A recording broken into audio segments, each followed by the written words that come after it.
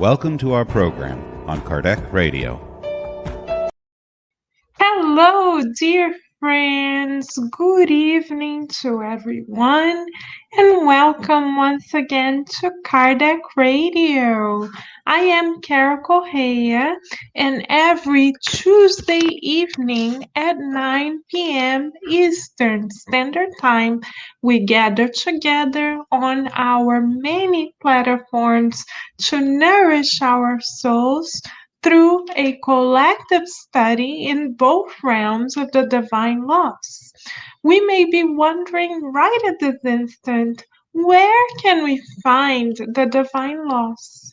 Because God is so merciful, we have our internal and divine GPS. Where is it? Where can we find it? Is it rechargeable? Do we need to buy a charger? Not exactly, dear friends. It is free of charge and available to everyone by divine grace. And that divine GPS is available to all of us in our conscience. This is why when we go about our daily choices on a day-to-day basis, when we align ourselves with the laws of the universe, we feel inner joy and we feel inner peace, even if we are in isolation due to the current pandemic circumstances that we are experiencing globally. If we internally align ourselves with the divine, then we are at peace, right, Veronica? No matter what happens on the outside, we are at peace. On the other hand, when we make choices that our own consciousness disapproves of, then we may experience remorse and guilt. This is our red alert, the inner alarm, the inbuilt system that we have inside of ourselves to let us know that we need to recalibrate ourselves and to readjust ourselves. So, how can we realign ourselves all the more easily with the divine laws? Jesus, our Master, already told us by loving one another, loving God, loving one another, and by instructing ourselves. So this is why, excuse us, the mentors of Kardec Radio have devoted this time for us to study the divine laws together, because God, Master Jesus, Kardec Radio mentors, and our very own individual mentors would like for us to be joyful and peaceful even more than we already are, better tomorrow than we have been up to today. Why not? If we make immortal investments in our souls, we are bound to reap the benefits 100-fold, and we don't have to discarnate to experience the benefits, dear friends. We can start reaping the benefits right at this moment by experiencing inner joy and inner peace. So, are we ready to experience this sense of inner joy and inner peace that is immutable because God's laws never change? Are we ready? Of course we are. We are here together because we are ready to nourish our souls. So we are going to begin our study tonight, dear friends, by focusing on questions 863 and 864 of the third part of the Spirit's book.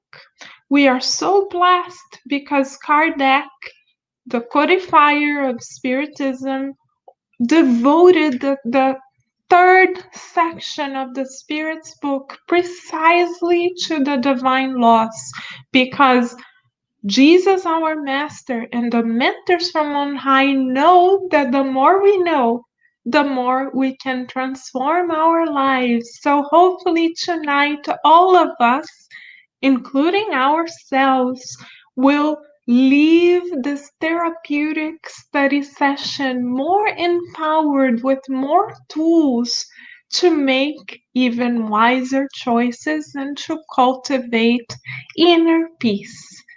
Shall we, dear friends, then begin? If you have the Spirit's book, you are more than welcome to follow along. If not, we will still benefit from having this conversation together. So let us begin with question 863. And should anyone have a question or a comment, you are more than welcome to write in any of our platforms. So in question 863, Kardec asks, don't social customs often compel a person to follow a certain path rather than another, making them subject to other people's opinions in their choice of occupation? Isn't the fear of social stigma an obstacle to the exercise of free will? So every Tuesday we repeat this. We are very grateful to Allan Kardec because he asks the very questions that we have in mind. So if ever on a daily basis we feel that we have a burning question that we would like to have answered, let us open the Spirit's book and we shall very likely find the answer. So let us listen to the answer that Kardec and his team received from the mentors from on high. The answer reads, social customs are created by humankind, not by God. If a person submits to them, it is because they suit this people or this person. This is also an act of free will because the person wanted to, the person could disregard them. Why does this person complain then? The person should not blame social customs, but rather their own foolish conceit, which leads them to prefer to die of hunger rather than to challenge the prevailing morals. Nobody shall value their sacrifice to public opinion, but God will, excuse us for a moment, but God will take into account their sacrifice of their own vanity. This is not to say that they should needlessly defy people who are more imbued with eccentricity than with true philosophy. It is just as foolish to parade oneself as an aberration as it is wise to gracefully step down the social ladder when one can no longer stay atop. So wonderful answer, dear friends. Even though we on earth received this knowledge more than 100 years ago, it is an invaluable treasure for the soul. Why do we dare to say so? Because it clarifies the extent of our responsibility, not only as incarnate individuals, but as eternal spirits. So the mentors from on high are inviting us to look at ourselves on a daily basis as eternal spirits and to recognize that our lives, physical lives, though they may seem permanent, they are indeed temporary. So if we look at ourselves as immortal spirits and we are presented with a social custom of our current times, for instance, let us think of examples to help us in our reflection. If we are presented, dear friends, with the opportunity to attend a happy hour, nowadays, because of the pandemic, we have virtual happy hours. Let us say that we are invited to go to a virtual happy hour and we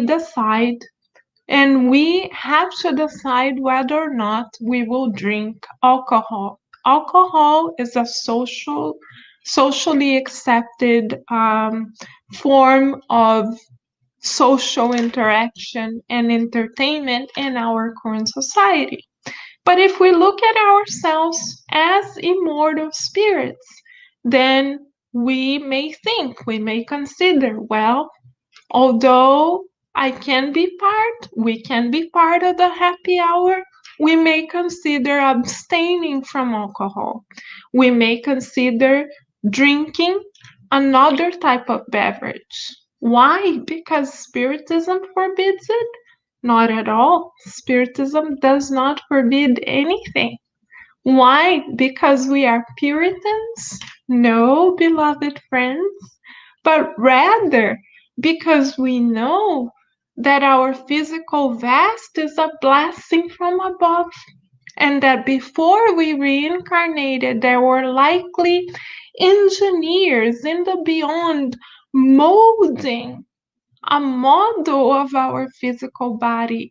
There were probably also engineers present at the conception of our physical body, making sure that the right male cell connected with the female cell so that the constitution of our physical bodies would correspond to the needs and requirements that we bring in our educational plan from the spiritual realm.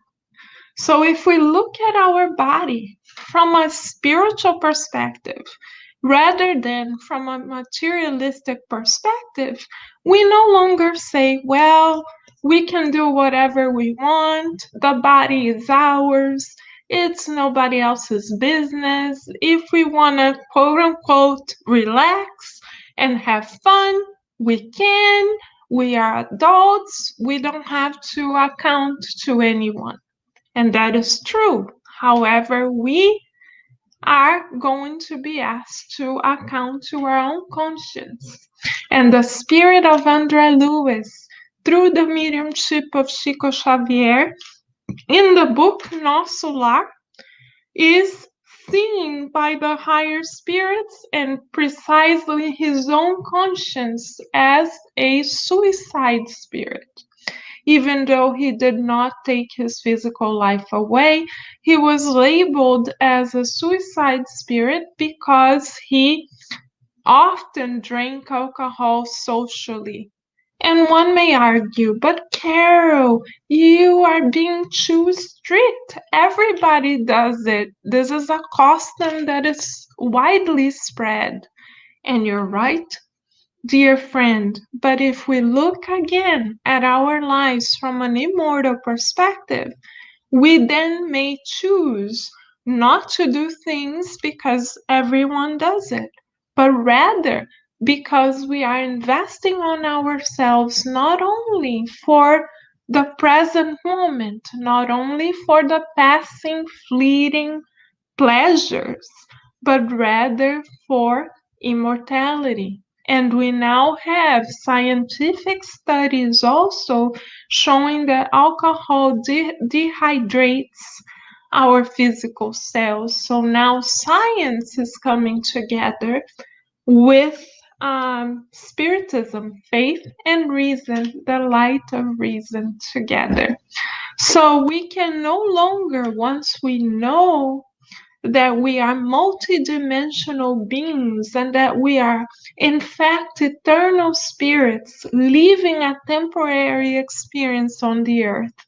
Once we do have this knowledge, beloved friends, we can no longer argue that, for instance, we drank alcohol because we wanted to fit in, because everybody at work does it, because if we don't go, then what may happen to our career, because we don't want to be labeled odd or strange.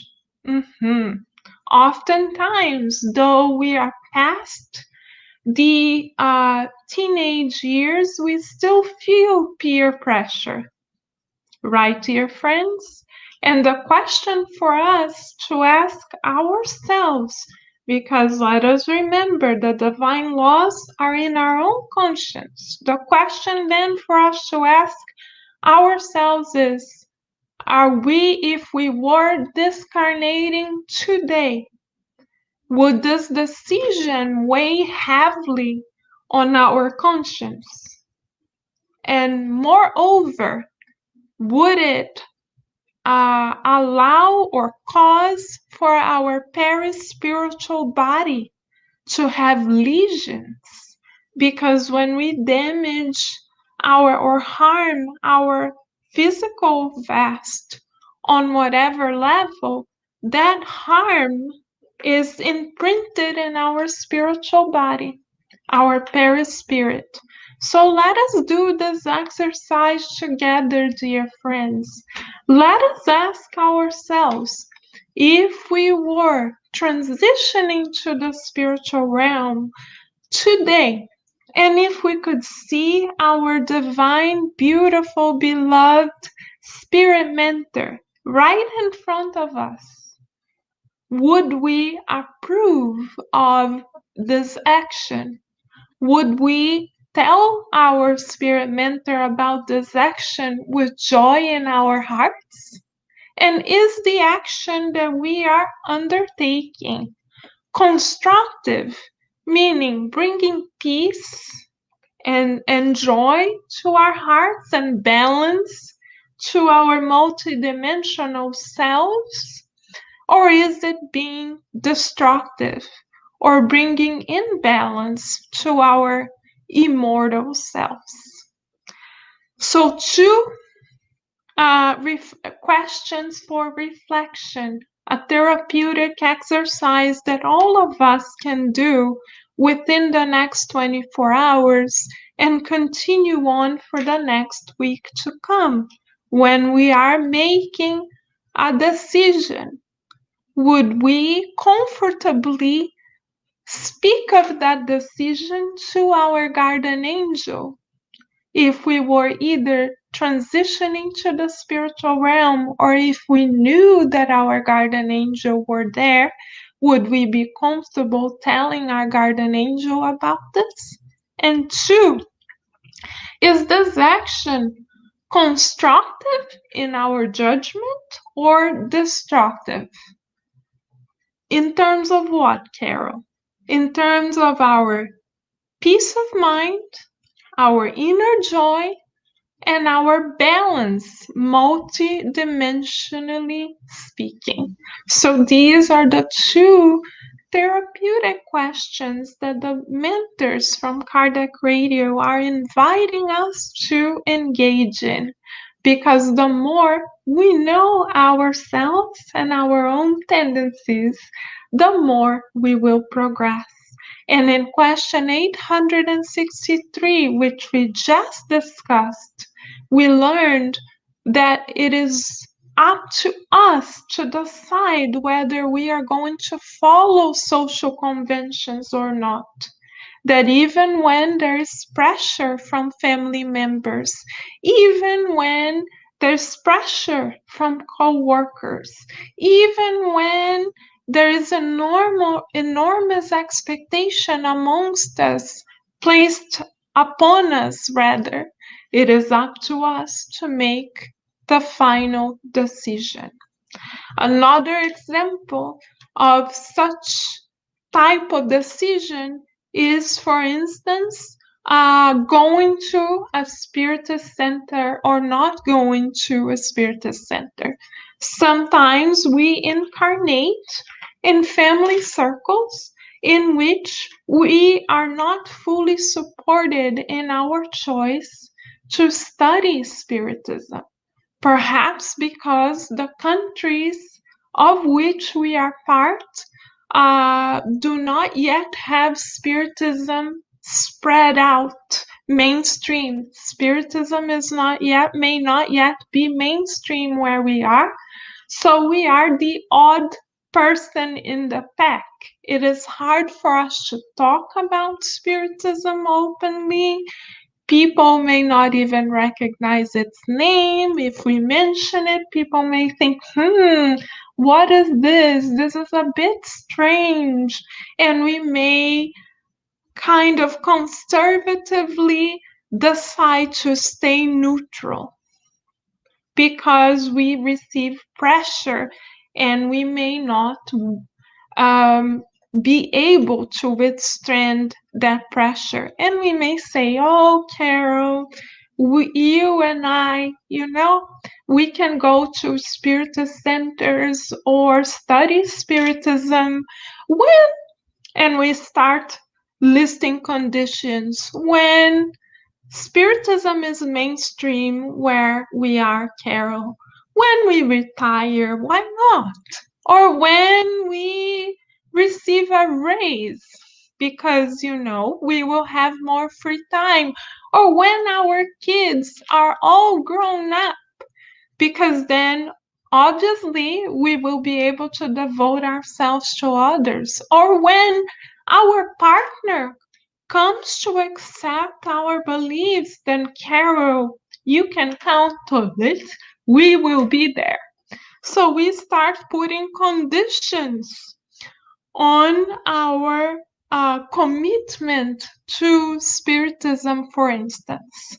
And that, dear friends, is an alarm for us, an alert for us, telling us that we need to recalibrate ourselves. Why is that the case? Because we learned together tonight in question 863 of the Spirit's book that no matter the circumstance, we are the ones that are solely responsible for our choices, even if our family circumstances lead us in a certain direction, even if social customs lead us in a certain direction, even if work leads us in this direction and the current circumstances lead us in this direction, we are the ones responsible for the final choice. We are the ones that have the final say because God granted us free will. And when we discarnate, God is not going to ask us, were you invited? Were we invited to happy hours? Did we have a partner that supported us? Did we have optimal work conditions? Did we retire exactly as we wanted? Did our children go to college exactly where we wished for? Did the Spiritist Center understand what I wished to do? Did I receive the tasks I wished for? No, dear friends. The Spiritist literature does not inform us that these are the type of questions that we will be asked when we are in front of our own conscience and in front of our own mentors, doing an accounting of our incarnation. What we will be asked, according to Master Jesus, is what have we done with our very own talents that were divinely lent to us. What did we do with the talent of our physical body? What did we do with the talent of our time? What did we do with the light of Spiritism that is on earth to save and illuminate lives, including our own? Did we continue to make a laundry list of excuses as to the number of external factors that prevented us not only from utilizing those talents, but from sharing those talents? Or are we going to be able to look at our spirit mentor's eyes and say, yes, dear mentor, thank God, despite the difficulties that we faced in our family, at work, with our children, with our co-workers, with the pandemic, we persevered. Dear mentor, yes, we did. We kept on going. We didn't give up studying this enlightening knowledge, and most importantly, sharing this enlightening knowledge because other people didn't understand us. We pressed on. So the question for us is, are we using our free will to press on and press forward towards eternal milestones that we reincarnated to fulfill? Or are we still awaiting for circumstances to be perfect, quote unquote? Because, dear friends, in the Gospel, according to Spiritism by Allan Kardec, we learn that there is no such thing as perfection on earth. How do we know? Because in a chapter where the spirits discuss the maximum that there are many worlds in my Father's home, the maximum by Master Jesus, they identify that the earth is classified under a world of atonement and trials. What does that mean? That we are supposed to spend our whole lives upset? No, but that means that it's the earth. Incarnating on the earth is like an intensive course for the soul. We face a challenge and another one comes and another one comes and another one comes because God is investing on us so much that God would like for us to learn many virtues. This is the reason for the challenges, so that we open our hearts to acquiring eternal virtues. They are given to us, the challenges, out of love, not out of punishment. So because of the type of spiritual school that we are in, called the earth, we know that there is not such a set of circumstance on the earth that we can call perfect. So, beloved friends, if we wait for the perfect relationship, the perfect partnership, the perfect family, the perfect job, the perfect retirement, the perfect financial circumstance, the perfect health, we will not move forward in terms of our reincarnatory plan.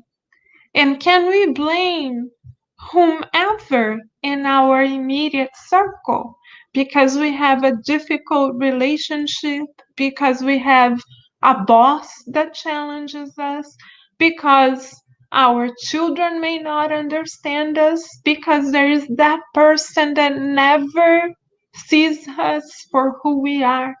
Can we blame them? No, dear friends.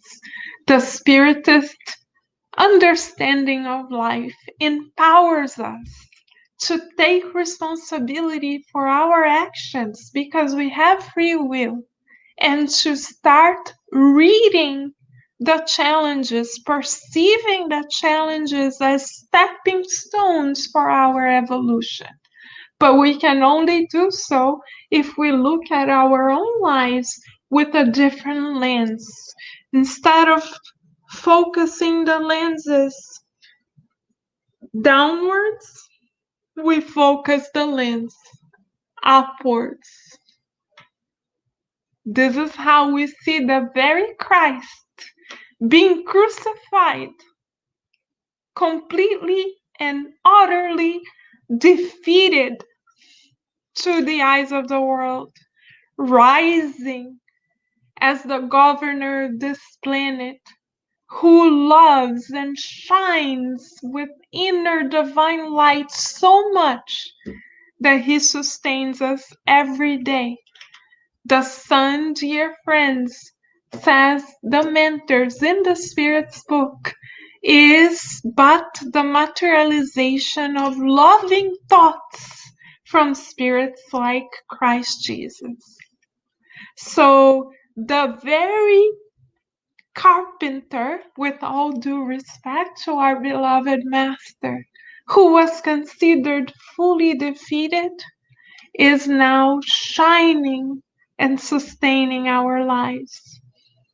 And we may say, but Carol, this is too much for us.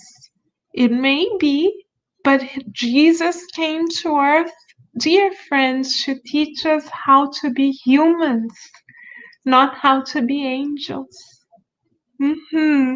So the first step to boosting our humanness is to look at ourselves beyond our temporary features and start investing on us each and every day as immortal spirits destined to be fulfilled and happy, blissful. How so? By being of service and by prioritizing God's divine will through our free will.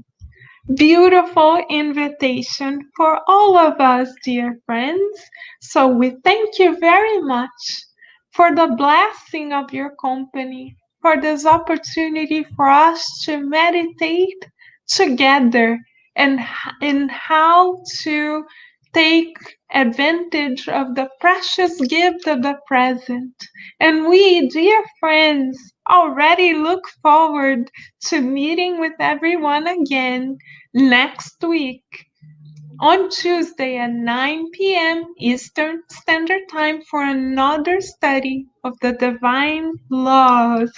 In the meantime, please stay tuned right here on Kardec Radio, because here we are always nourishing our souls together. Many blessings, dear friends. We'll see you next time.